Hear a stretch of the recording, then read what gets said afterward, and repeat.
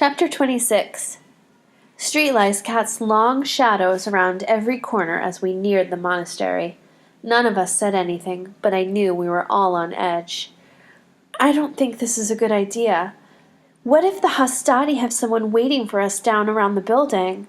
Simone slowed down. We could be heading into a trap. Maybe we should go to my house. I wasn't going to quit when I was so close to getting my dad and my life back. We'll be careful, but we have to get the spear to Brother Gregorio. It's the only way. No, Simone's right, Asher said. They probably are watching all the doors to the monastery. That's why we're not going in that way. Asher stopped walking and pointed to a dimly lit curio shop. Follow me.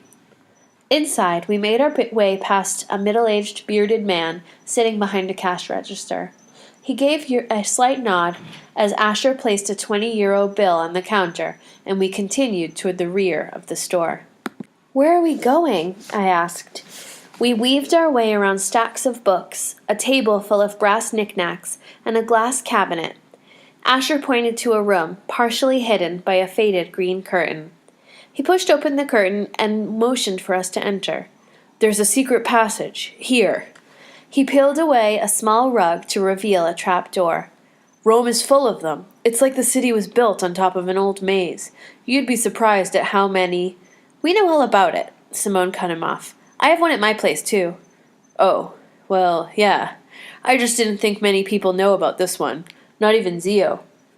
We followed Asher into a pit under the curio shop. There were a few storage boxes, but not much else. No tunnels or passageways. Now what? I asked, looking around. Now we crawl. Asher smiled and removed a small metal grill that covered an opening near the base of the far wall. The space was definitely not made for anyone claustrophobic, but it was a safe way to get into the monastery, and that was all that mattered. Are we there yet? Simone called out from behind. Almost. Asher reached another metal grill and unscrewed two knobs at the top. He pushed it aside and crawled out. Reaching above his head, he pulled on a cord and turned on a single light bulb that hung in the middle of the room. Ta-da! I present Zio's wine cellar. The rock walls around us were lined with dark wooden racks. A few of them had bottles, but most were empty and full of dust. We're in the monastery? Simone slapped off the dirt from her pants and hands. Yep. Asher smiled and walked over to a rickety old staircase. Zio can't make it down these stairs, so I'm the one who has to get the bottles of wine for him. One day, I started moving some of these shelves and found the crawl space. Decided to see where it would lead. It's been my secret way out for a while. Huh, Simone shrugged. I guess you're not as lame as I thought you were. I should have felt relief at being inside the monastery, but for some reason I didn't. I knew we were supposed to be safe once inside, but I couldn't relax. And the guy at the shop doesn't ask any questions? He just lets you come and go? I usually bring him something, Asher explained. A bottle of wine or some cash. I think of it as a toll. Okay, whatever. Simone walked to the stairs. Can we just take the spear to your uncle and be finished with all of this? Simone was right. It was almost finished. A small secretive grin swept across my face. I'd done it. I had actually found the spear, changed destiny, and saved my dad. It wasn't something I could ever share with anyone, but it made me feel powerful, like I could do anything. The best thing was that by tomorrow morning at 11:58 a.m., during a huge thunderstorm, I'd be with my father. All I had to do was get Brother Gregorio to tell me where he was being kept. Asher bounded up the stairs, taking the steps 3 at a time. He reached into his backpack and pulled out a key to unlock the door at the top. After you, he said, holding it open for Simone and me. The moment I stepped into the kitchen, I knew something was wrong.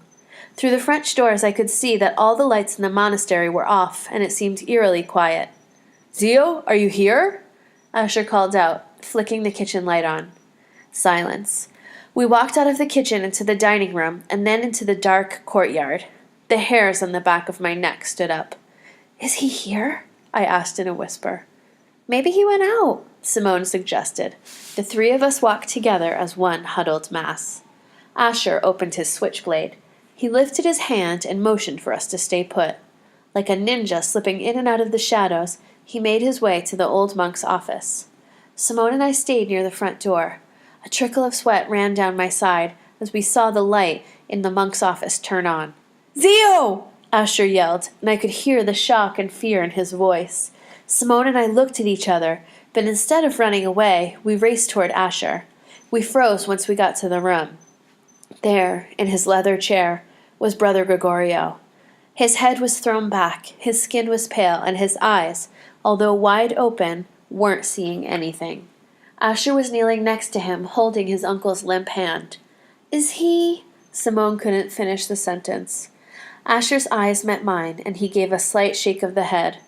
Brother Gregorio was dead. The key to finding my dad, to stopping the Hastati, was gone. We have to get out of here, Simone exclaimed. Whoever did this could still be here. No one did this. Asher stood and closed his uncle's eyelids. Zio told me weeks ago that he only had a short time to live. Even last night he warned me that I might be on my own very soon. I scanned the room. There was no sign of struggle. Everything looked like the organized mess I'd seen the day before. But what if Asher was wrong and there was something more sinister at work? I can call my mother. She'll help us, Simone offered. No, Asher barked. It's bad enough that you're involved. We're not telling more people. I realized that as upset as I was at losing the key to finding my dad, Asher had just lost his only family.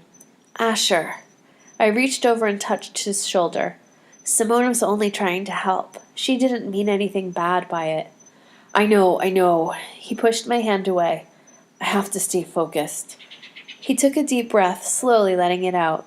Zio taught me to put my feelings aside. I have a job to do. I'm sorry about your uncle, Simone said. Asher bent over and gave the old monk a small kiss on the forehead. You've prepared me well, Zio, Asher whispered. I can do this. I'll be fine. Simone and I stayed quiet until Asher was ready to face us. I need to get something, he said, sidestepping me and walking out of the room. My uncle had a plan, he called out, for whenever this happened, someone I was supposed to call. Across the courtyard in the living room, Asher went straight to a small desk and opened the top 2 drawers. He rifled through them.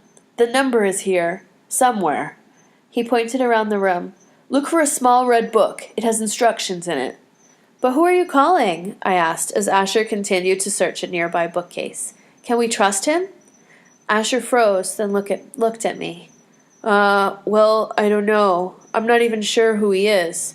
Seriously? Simone whispered to me. Isn't my mother a better option? No, she's not, Asher answered her. His voice had a threatening edge to it. My uncle's orders were that no one else find out about this, and it's my duty to make sure that no one does. Got it?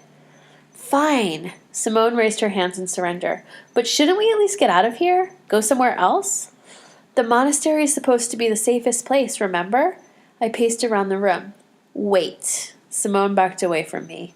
You expect us to stay here with a... She lowered her voice. A dead body? No. Well, yeah, I said. But just for tonight. And shh, that's Asher's uncle. Found it! Asher pulled out a red address book from beneath a folder. He flipped through it, then stopped to look at me. Cassie, I know we don't know this guy, but my uncle trusted him. No way, I shook my head. I'm not going on the run again in the middle of the night if it turns out that this person isn't one of the good guys. The monastery isn't safe anymore. My uncle was the one guaranteeing us protection from the Hastati. With him gone, there's no agreement. Nothing to stop them from coming in here and taking you. See, Simone said, we should go. But no one even knows we've snuck back in here, I argued, while trying to reason everything out. This is the safest place, at least for tonight. Asher thought about it for a few seconds, then tossed the book on the desk. Fine, for one night. Simone gave a very hesitant nod. One night.